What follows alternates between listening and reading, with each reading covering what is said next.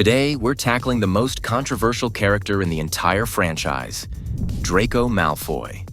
That's right, the platinum-haired Slytherin who's been making fans rage and swoon in equal measure for years. Is he a despicable pureblood supremacist? A misunderstood victim of generational trauma? Or somehow, both? We're breaking down the ultimate Draco Malfoy character study with 5 rock-solid reasons why we absolutely hate him.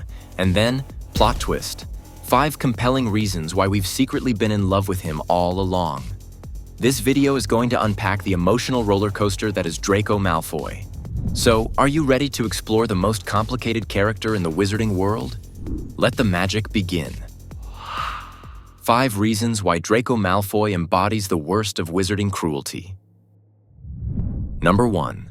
Pure blood supremacy and racist ideology. Draco Malfoy is the human personification of pure-blood magical supremacy. He weaponizes his family's status and pure-blood heritage as a means of psychological and social domination. His treatment of Hermione Granger, repeatedly calling her a mudblood, a deeply offensive term for Muggle-born witches and wizards, reveals a fundamental hatred rooted in racist ideology. Draco doesn't simply believe in pure-blood superiority. He weaponizes this belief to humiliate, marginalize, and emotionally wound those he considers inferior. His prejudice extends beyond words. Throughout the series, he actively supports systems and individuals, like Voldemort, who seek to discriminate against and eliminate Muggle-born wizards. His bigotry isn't just personal. It's a calculated political and social stance designed to maintain magical purity. Number 2. Bullying and systematic intimidation. As a Slytherin student with significant social capital, Draco transforms bullying into an art form. He doesn't just mock his targets. He systematically works to undermine their social standing, emotional well-being, and magical confidence. His treatment of Harry Potter, Ron Weasley, and other students demonstrates a calculated approach to social destruction. Draco uses his family's wealth and influence as a weapon. He purchases expensive racing brooms for the entire Slytherin Quidditch team to secure his position, and uses his father's connections as a constant threat. His bullying isn't random. It's a strategic form of social terrorism designed to establish and maintain his perceived superiority. Most notably, he targets those he perceives as vulnerable. Harry's orphan status, the Weasleys' financial struggles, Hermione's Muggle-born background. These are all weaponized by Draco as means of psychological manipulation and social marginalization. Number 3. Toxic masculinity and emotional manipulation. Draco represents a textbook example of toxic masculine behavior in the wizarding world. He consistently uses aggression, intimidation, and emotional manipulation to assert dominance. His interactions are rarely genuine. Instead, they're calculated performances designed to demonstrate power and control. His relationship with his fellow Slytherin students, Crabbe and Goyle, is particularly telling. They aren't friends but props, individuals he uses as physical and social extensions of his own power. He doesn't cultivate genuine relationships, but creates a hierarchical system where he remains at the top through fear and manipulation. Even his interactions with girls demonstrate this toxic pattern. He treats potential romantic interests as conquests, status symbols to be acquired rather than individuals to be respected. His entire social performance is designed to project an image of unassailable superiority. Number 4. Cowardice masked as bravado. Despite his constant posturing, Draco Malfoy is fundamentally a coward. His brave talk consistently crumbles when genuine challenge emerges. He talks endlessly about his family's connections and magical superiority, but when confronted with real danger, he invariably retreats or seeks protection. His actions during the later books, when he's tasked with killing Dumbledore, reveal his true nature. Terrified and conflicted, he's unable to complete the task, demonstrating that his previous bravado was nothing more than an elaborate performance. He talks about magical supremacy, but lacks the moral courage to stand by his supposed convictions. This cowardice extends to his treatment of Harry and his friends.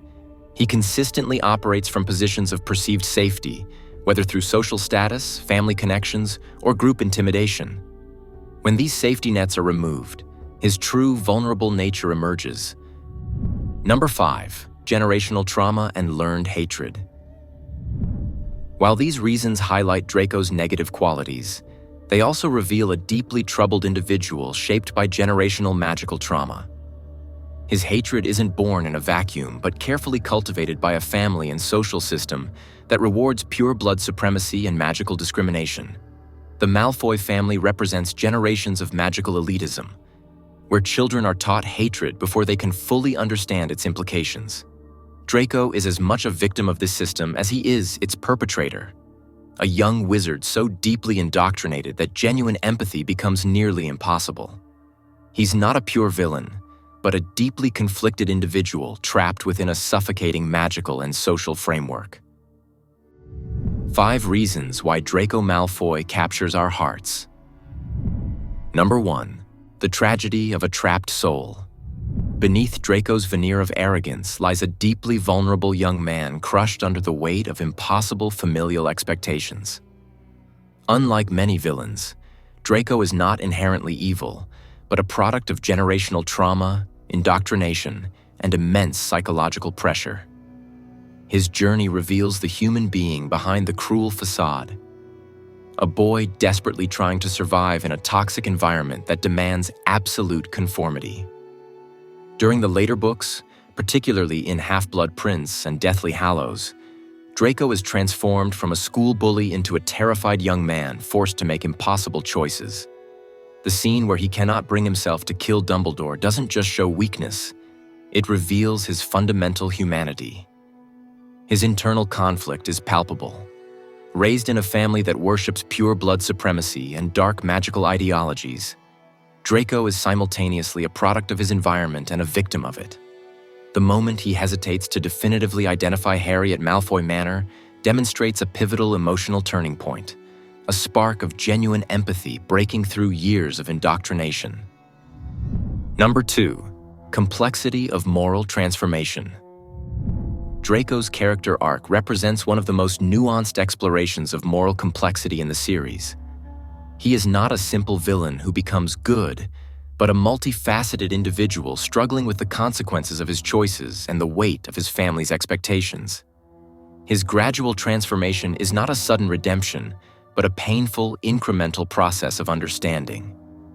The scenes in the later books, where he appears visibly conflicted, terrified, and increasingly disillusioned with the dark magical world, showcase a profound psychological journey.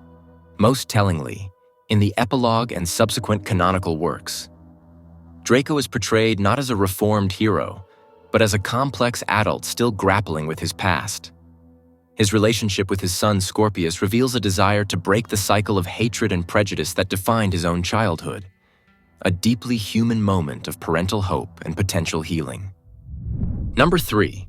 The vulnerability behind the mask. Draco Malfoy's most endearing quality is his underlying vulnerability. Beneath the sneers and pure-blood supremacist rhetoric is a young man terrified of failure, desperate for parental approval, and fundamentally uncertain of his own worth. His interactions with his family reveal a deeply emotional dynamic.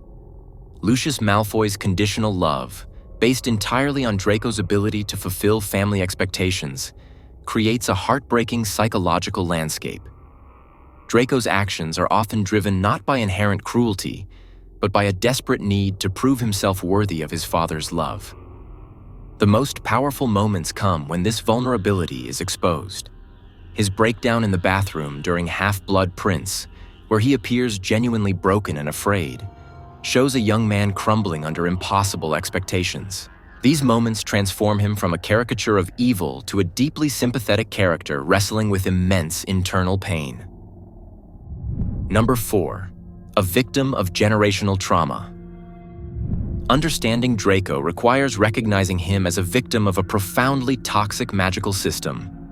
The Malfoy family represents generations of pure blood supremacy, where children are indoctrinated into hatred before they can develop independent moral reasoning. Draco's journey is ultimately a story of potential liberation. Each moment of hesitation, each crack in his pure-blood facade, represents a potential breakthrough, a chance to reject the destructive ideology of his upbringing. His eventual partial redemption isn't about becoming a hero, but about recognizing the humanity in those he was taught to hate. The epilogue, where he and Harry share a distant but non-hostile interaction, symbolizes the possibility of breaking generational cycles of hatred. Draco becomes a character of hope, proof that people can evolve beyond their initial programming. Number 5. The aesthetic of tragic complexity. Let's be honest, there's an undeniable aesthetic appeal to Draco Malfoy.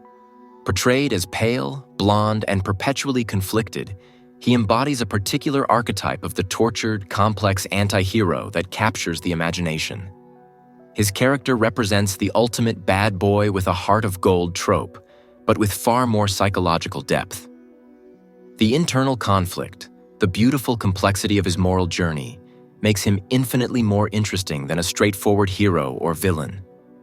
In fan interpretations and expanded universe explorations, Draco becomes a canvas for exploring themes of redemption, inherited trauma, and the possibility of personal transformation.